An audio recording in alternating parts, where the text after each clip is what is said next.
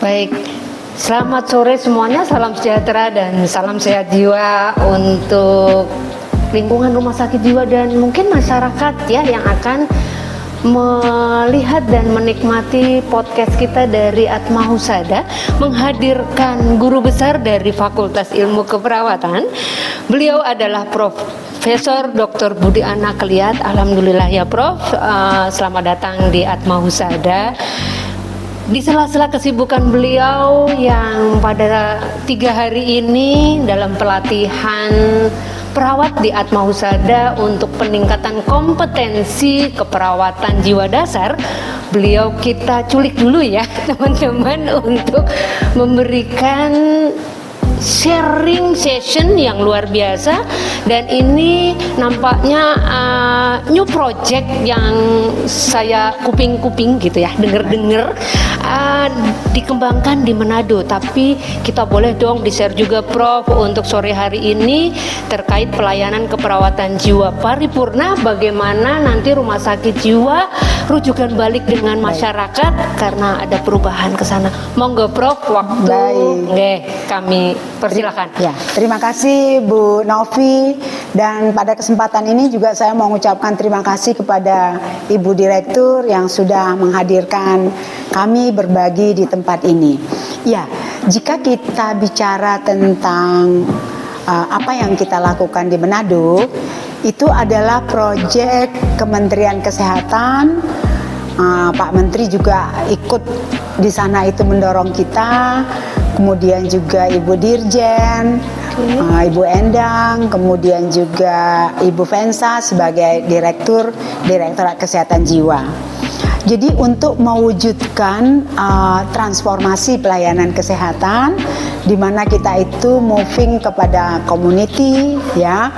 Kemudian juga yang diangkat di Manado itu adalah bagaimana deinstitusionalisasi pelayanan kesehatan jiwa. Kembali lagi tujuannya adalah bagaimana membuat pelayanan di rumah sakit jiwa itu optimal.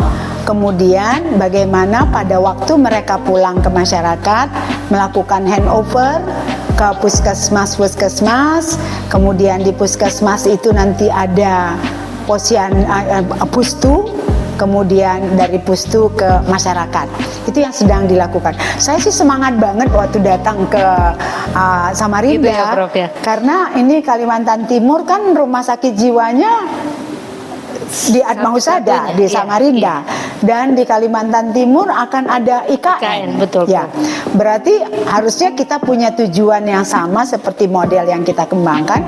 Bagaimana seluruh masyarakat di Kalimantan Timur, karena nanti di sini ada IKN, maka pengennya sih seperti itu dilakukan di sini. Walaupun saat ini dibuat pilotingnya itu di Manado. Siap. Tapi kan tadi kan Bu Novi bilang saya diculik. Curi-curi. Bisa juga kita curi juga. Curi ide ya, Bro. Program yang ada di Manado itu segera kita implementasikan di sini. Okay. Apalagi saya dengar rumah sakit pun akan ditata ulang, dibangun ulang dengan konsep-konsep global internasional seperti itu. Jadi nanti kita berharap rumah sakit itu menjadi rumah sakit jiwa Atma Husada itu menjadi sumber ilmu tentang kesehatan jiwa dan bekerja sama dengan dinas kesehatannya, kemudian melakukan di seluruh berapa kabupaten kota ya Kalimantan Timur? 10 Bro. 10. Ya. Oke, berarti tapi kan leading sektornya kan rumah sakit jiwa. Betul. Ya, di sana ada perawat spesialisnya, di sana ada dokter spesialisnya, dan banyak lagi tenaga-tenaga lain yang memang mumpuni untuk memberikan pelayanan kesehatan jiwa. Jadi seperti itu, pengennya cita-citanya itu rumah sakit Atma Husada menjadi leading sektor di dalam mengembangkan pelayanan kesehatan jiwa di Kalimantan Timur di sepanjang siklus hidup, dan pada kondisi sehat tetap sehat, pada kondisi resiko tidak jadi gangguan jiwa, dan yang gangguan jiwa menjadi recovery, produktif dan mandiri. Oke. Menarik sekali ya Prof mendengar penjelasan singkat dari Prof bahwa paradigma layanan kesehatan jiwa termasuk kita di aspek keperawatan ikut serta di dalamnya karena kita SDM yang juga potensinya luar biasa untuk mendukung bagaimana Kaltim Sehat Jiwa dan mungkin cita-citanya Atma Husada boleh menyumbangkan juga ya Prof berkontribusi positif sampai ke nasional untuk Indonesia Sehat Jiwa, cita-cita mudah-mudahan bisa terkabul untuk itu. Paradigma layanan tadi Prof itu menarik sekali dari hospital base moving ke community base. Mungkin boleh dong Prof ada trik dan tip untuk kami khusus dari rumah sakit jiwa yang mungkin bukan khusus kayak yang punya project gitu yang di Manado ya Prof, tapi kami pun boleh dong Prof dibagi idenya kira-kira trik singkatnya seperti apa Prof? Ya. Jadi yang dilakukan di Manado itu mengacu kepada laporan WHO 2022 di mana ada 3 wilayah pelayanan kesehatan jiwa yang utama. 1 pelayanan di komunitas, 1 pelayanan di rumah sakit, itu termasuk rumah sakit umum dan rumah sakit jiwa. Kemudian 1 lagi pelayanan di luar sektor kesehatan. Jadi di luar sektor kesehatan itu nanti termasuk atensi atau panti. Itu berarti dengan dinas sosial. Kemudian itu untuk yang sakitnya ya, untuk yang gangguannya. Kemudian untuk yang sehatnya dengan kesehatan jiwa di tempat kerja, kesehatan jiwa di sekolah, ya. Kemudian kalau yang di rumah yang risikonya itu kan semua yang dirawat di rumah sakit umum termasuk kelompok risiko. Kemudian juga di masyarakat ada juga yang kelompok risiko yang nggak dirawat di rumah sakit. Misalnya saja penyakit TBC, penyakit DM, hipertensi, dan komorbid yang lain itu juga bisa risiko. Jadi jangan kita tunggu mereka terganggu dulu, tapi sudah kita preventif dulu karena udah ada faktor risiko kan? Supaya sehat gitu ya. Supaya dia tidak menjadi gangguan jiwa. Kita tahu sekarang ini bahwa mereka yang depresi hanya 9% yang mencari pelayanan kesehatan. Berarti kan di masyarakat masih banyak itu, ya. Jadi itu nanti di tingkat bawah tetap kita kerjasama. Bagaimana kita mendeteksi? Saat ini kita kembangkan instrumen untuk kader hanya 4-5 pertanyaan untuk mendeteksi cemas dan depresi. Dan itu nanti bisa sistem rujukan berjenjang tadi berjalan ke Pustu, kemudian habis itu puskesmas. Kalau bisa diatasin di situ, ya nggak perlu dikirim ke rumah sakit umum atau rumah sakit jiwa. Nah, jadi di rumah sakit umum pun kita kembangin, kita tambahin tempat tidur, tujuannya untuk mengurangi stigma. Ya, jadi di rumah sakit umum kita tambahin tempat tidur untuk pelayanan kesehatan jiwa sambil mereka yang dirawat di rumah sakit umum dengan masalah fisik, mereka pun menjadi target pencegahan kita, ya, promosi dan prevensi kita supaya tidak menjadi kegangguan. Jadi memang menarik sekali, ya. Ke sekolah juga. Jadi memang kerja juga ya. Pokoknya di mana ada manusia, di situ perlu pelayanan kesehatan jiwa. Kayaknya moto kesehatan jiwa boleh dirubah gitu ya, Prof. Kayak botol sosro atau Coca-Cola, di mana aja kemana aja kita broadcast. Karena no health without mental health. Yes, it's right. Prof, satu lagi, nampaknya kalau tadi seiring sejalan nih Prof, saya juga dari beberapa organisasi profesi terutama yang untuk kesehatan jiwa baik PDSKJI, IPKJI, HIMSI atau IPK Indonesia itu kan selalu menggodok nih Prof peraturan-peraturan untuk turunan Undang-Undang 17 2023 ya Prof. Nah tadi juga ada tuh Prof kesehatan yang di sini tadi Prof, kesehatan di tempat kerja, sekolah itu kan lagi digodok. Terus satu lagi Prof, di RSU nih Prof, yang notabene hingga saat ini sedikit banget ya Prof, minimal banget RSU yang sudah punya layanan rawat inap. Nah ini kan juga daya ungkit gitu Prof. Monggo Prof, mungkin jadi ke situ. Saya berbagi lagi pengalaman kita yang di Manado ya. Jadi tadi dari masyarakat, dari Posyandu ada kader untuk itu. Kemudian di Pustu ada 1 perawat, 1 bidan, 2 kader ya. di Pustu. Kemudian di Posyandu, tiap Posyandu ada 5 kader. Ini kader ini nanti nggak kita pecah-pecah lagi. Memang dia tanggung jawab satu keluarga, sejumlah keluarga. Nanti pada waktu screening dapat ada yang sehat jiwa, ada yang sakit fisik yang merupakan risiko, kemudian ada yang gangguan. Ya. Kemudian tadi saya sudah sampaikan kita harus punya rawat inap dan rawat jalan di rumah sakit umum. Ya.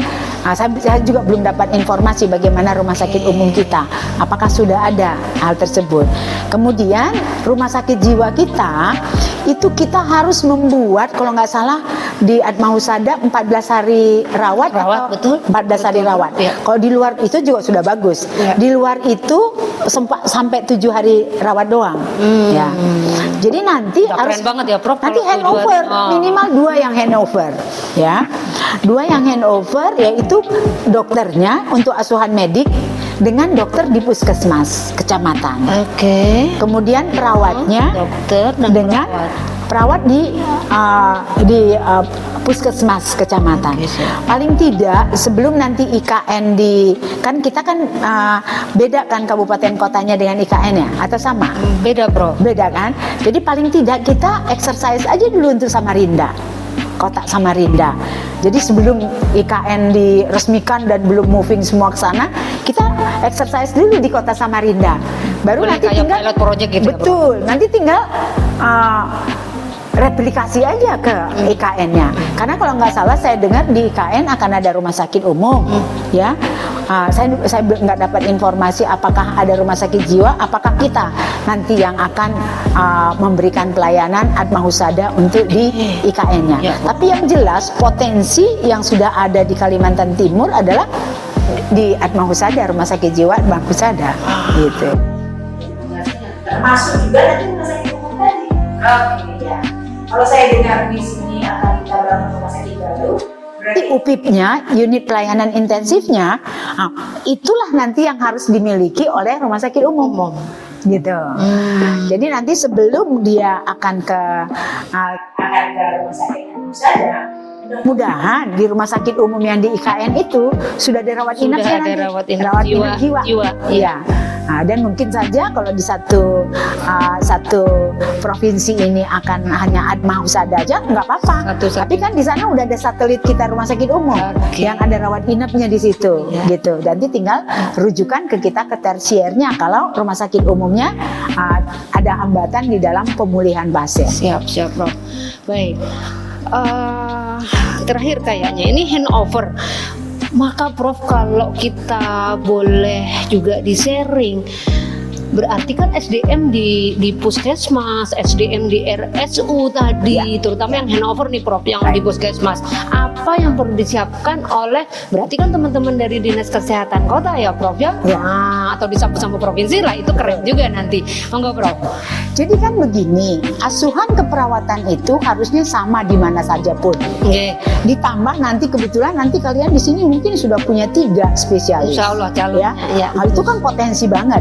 Jadi yang minimal yang kita kembangkan dulu sekarang adalah asuhan keperawatan standar generalisnya. Oke. Nah, kan sama. Jadi nanti kader melakukan deteksi atau screening. Ya, saya bicara dulu yang ODGJ aja dulu ya. Iya. Nah, screening ODGJ gampang kan bagi kader, ya. Kemudian divalidasi oleh perawat di Pustu, Iya. sambil dia memberikan asuhan keperawatan.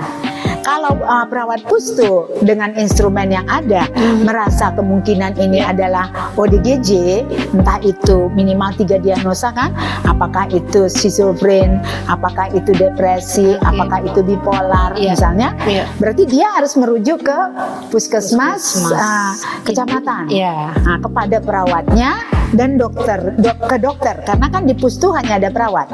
Nanti divalidasi sama dokter di puskesmas. Kan dokter puskesmas, dokter umum puskesmas sudah punya kompetensi untuk diagnosa ini dan membuat diagnosanya dan terapinya dokter umum, ya. Kalau misalnya tidak, berarti mereka perlu di refreshing gitu aja kan.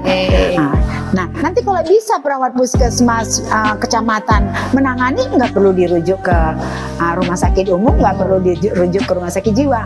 Tapi kalau enggak, ada nanti standarnya kondisi apa yang perlu dirujuk. ya kepada. Nah, itulah nanti ada handover ke semua. Iya. Ada handover, udah seperti ini kondisinya. Ini yang kami lakukan. Saya pikir dokter juga punya standar yang sama, perawat punya standar yang sama. Jadi sudah sampai sini kami lakukan, sudah ini kami lakukan. Nanti waktu baliknya harus ada lagi. Seringkali rujuk balik ini yang ataupun rujuk ke sana itu nggak jelas. Diagnosa keperawatannya apa? Kan tindakan keperawatan ada 3. Itu banyak keluhan untuk pasien, untuk keluarga, dan kelompok. Nah, itu jadi harus jelas. Nah, karena kenapa kita bikin 3? Karena dengan 3 ini, maka kondisi pasien untuk recovery-nya itu lebih memungkinkan. Seperti itu. Keren ya, Prof. Prof punya pemikiran sampai seperti itu. Prof ada referensi yang sudah memang menerapkan, Prof. Kan pasti kita tuh pengen tahu juga ya, Prof, ya kok sampai ada, mungkin ini sebagai replikasi gitu ya, Prof. Monggo, Prof, dari negara atau di mana? Betul. Di dalam kami mengembangkan model di Manado itu, kita banyak model-model di luar, di Trieste, di Itali, kemudian di Brazil. Kita combine juga dengan Aceh waktu kita mengembangkan community mental health nursing, kemudian di Jawa Timur yang kita mengembangkan CMHN juga community mental health nursing, kemudian di Bogor yang kita mengembangkan bekerja sama dengan praktek mahasiswa. Itu semua kita jembrenin ya, bahwa kita base banget ya, kita nggak dari nol gitu. Jadi dan nanti kalau mau direplikasi ke sini tinggal ngomong aja ke dirjen dengan Direktorat Kesehatan Jiwa, kami nggak mau nunggu selesai dilakukan di Manado, kami mau memulai. Saya pikir karena ini IKN akan segera nih, kita pengen nggak nunggu-nunggu lama. Saya pikir inisiatif itu sangat baik. Saya secara pribadi pun nanti akan melaporkan kepada Bu Fensa di Direktorat maupun ke Dirjen bahwa di sini mulai menggeliat nih untuk melakukan hal tersebut. Baik, Prof, terima kasih, Prof. Kalau melihat ya flashback lah, Prof, untuk Atmausada, kesiapannya, Prof, kira-kira kalau boleh kuantitatif dan kualitatifnya, Prof, berapa persen gitu kira-kira kami boleh curi start untuk? Kalau saya bilang potensinya besar di sini, karena kita kan nggak mulai dari nol, ya. Kalau di Manado kan kita mulai dari bawah nih, karena di sana di Manado kenapa dibuat gubernurnya minta gitu, langsung mintanya ke menteri lagi dari atas ya, Prof. Kalau di sini kan kita udah melihat potensi kita banget. Malah dari pelayanan nih, mulai potensi kita. Barangkali nanti Ibu Direktur bisa koordinasi dengan Dinas Kesehatan, kemudian dengan Gubernur Kalimantan Timur. Nah, karena kan ini punyanya rumah sakit ini kan punyanya provinsi kan. Nah, jadi bisa menyampaikan itu sekalian mengatakan supaya kita bagus untuk mensupport IKN. Ini kan kesempatan bagus ini untuk Kalimantan Timur kan? Ya, Prof, insya Allah Ibu Direktur kami juga sudah ada ya, Prof, bincang-bincang sama Prof bahwa beliau juga sangat mendukung layanan kesehatan jiwa. Beliau juga punya semangat yang luar biasa. Mudah-mudahan juga Pemprov Kaltim menyambut untuk hal tersebut. Baik, terima kasih Prof Budi atas sharing sessionnya yang mudah-mudahan singkat tapi padat dan bermanfaat untuk kita lah perawat-perawat di Atmausada dan sekitarnya, juga masyarakat Kaltim. Mudah-mudahan bisa ngedukung bagaimana layanan kesehatan jiwa ini juga kebutuhan semua orang ya, Prof. Bukan hanya kita bebas dari diagnosa bahwa gue ini sehat karena nggak terdiagnosis, bukan itu kan, Prof. Tadi bagaimana ada resiko, ada kelompok sehat, sampai bagaimana jiwa kita itu mental well-being atau sejahtera. Demikian teman-teman semua dan masyarakat seputar Atmausada atau yang menonton siapapun, kami boleh akhiri untuk sharing session dengan Prof Budi Anakliat pada sore hari ini. Sekali lagi kami bangga punya Prof keperawatan seperti beliau, dan juga satu lagi khusus untuk Ibu Direktur Atmausada, kami juga bermohon terus untuk dukungan dan arahannya, terutama untuk pengambil kebijakan ke depannya, bagaimana kita menata layanan kesehatan jiwa di Kaltim yang notabene pondasinya ada di Rumah Sakit Jiwa Atma Husada. Kami boleh akhiri undur diri dulu ya, Prof. Terima kasih sekali Sukses lagi. Atma Husada. Nge. Terima kasih, Prof. Semangatnya yang 86 atau double itu menular ke kami semua. Wassalamualaikum warahmatullahi wabarakatuh. Selamat sore dan salam sehat jiwa untuk teman-teman semua.